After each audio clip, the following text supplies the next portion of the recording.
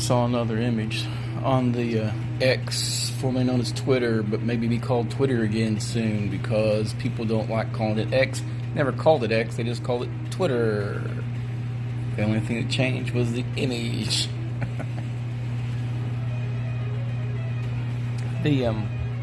So I saw this clip and it was like DMing romance, and I'm like, oh no. But then I looked at the image and it's more of the faggoty shit coming out of Watsy. So it's like, oh yeah, of course you got your little pride colors and a little heart in the shape of the dice, woo! And then you have let's embrace overweight people. We gotta put someone on there who's overweight, and then some dude holding a wrench, you know, mocking some classic art, by the way, because these people want to thumb their nose at creation. But then I see the zipper tit scars, and I'm like, oh really? The buffest person that they can make masculine is always going to be a zipper tits? Really? It's not how genetics works. It's not how biology works. You can put a little soy boy on there, a little anemic looking fuck. It's like, I can barely lift this wrench. This is dirty. That might be more fitting for your zipper tits. I don't know. I've met a couple hefty ones.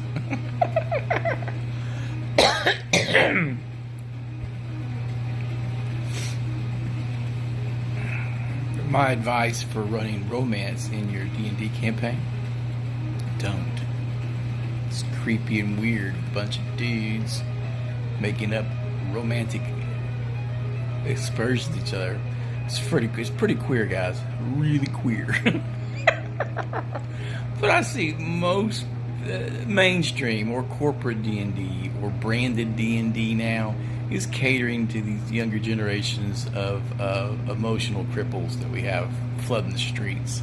So they're not having lasting relationships. So instead of the escapism that we had bound in pulp fantasy of doing the heroic hero's journey or being the villainous cad, I've seen that a lot lately. A lot of my friends are just really morally ambivalent when they do their plundering and stuff, which is, you know, it's game, guys, it's not reality.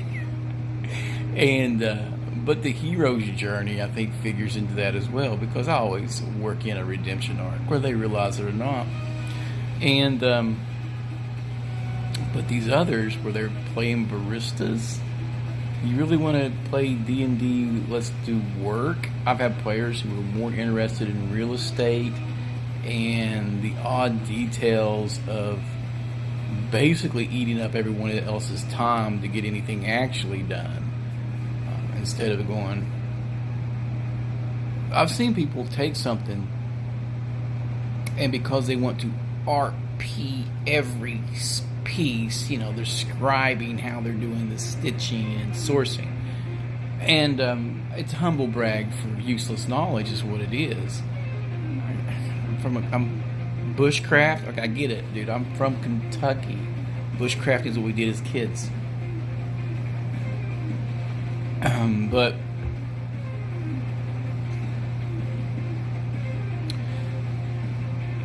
if you need details, this is what I want. But basically, we're making a camp out of the available materials in the area. We wanted to denote probably a half day to do it.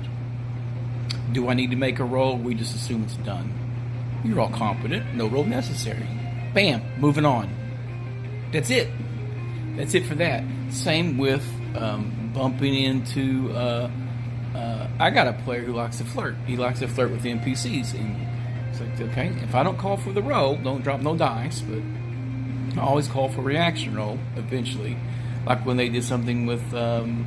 I hit on the female half-elven guard, because for some reason Restford's got a lot of female half-elven warriors, and he rolled well there. And then somewhere we encountered a Selkie. He keeps rolling boxcars with the female NPCs, and I'm just letting the wizard have girlfriends everywhere. Are we going to RP the affections and stuff? No, that's weird and creepy. Sorry, save it for your LARPs or whatever. But then, I mean, if you do it in your LARPs, you'll probably get slapped with a restraining order. the nature of the world now. People don't take this flirting stuff like they used to, man. And I just don't get it. How to romance in D&D, how to DM a romance. Don't. Keep it down to reaction rolls. I did cascading reaction rolls for everybody competing for the affections of his barmaid one time. This was one of the previous games I was at. And in the D&D game I played in high school, and it was D&D. It was a D&D. Back in the golden age of Advanced Dungeons and Dragons. I just told DM I wanted to get a wife. That's it. That was it. And there was an NPC alchemist that said, I'll make her the target of my affections. Between adventures is what I do. I'm wooing. That was it. There was no need to be ridiculous about, I'm going to take the next 15 minutes describing something to make every other person at this table completely uncomfortable. But then you realize that some people's goal is to shit on your game and make you uncomfortable. That's what they do. I had a friend I grew up with, and he was like that. He just loved messing stuff up. Oh, you're having fun? I'm bored. I'd rather go drinking, so we're going to just destroy this. I kill him. What? I backstab him. That's what he did. We'll play D&D, and then he would try to murder everybody. Yeah. But the artwork is more to be expected. I have not, and I did see another Tiefling. I told the Tiefling stuff was going to come, and it would be gay. And it was. It's all going to be lesbian Tiefling stuff all over the place. I haven't sought it out. It just pops up in my feed, and I need to save some of the images and make a rant, a reaction. It's ridiculous. My advice a lot of times is just ignore what they're doing to the game. But when they're insulting the creators and stuff, they always wait till they're dead. Can't do that when they're alive because they don't want to get that slander lawsuit.